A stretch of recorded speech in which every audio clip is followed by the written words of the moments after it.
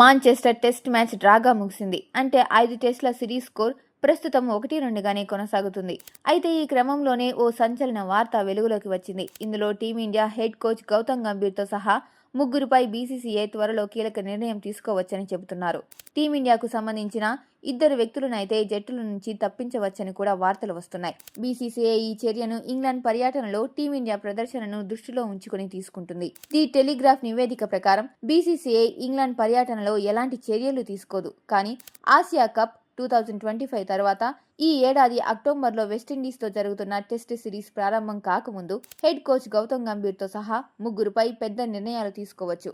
ఈ ముగ్గురు అంటే గౌతమ్ గంభీర్తో పాటు team India bowling coach Morne Morkel, fielding coach Ryan డెస్కటే.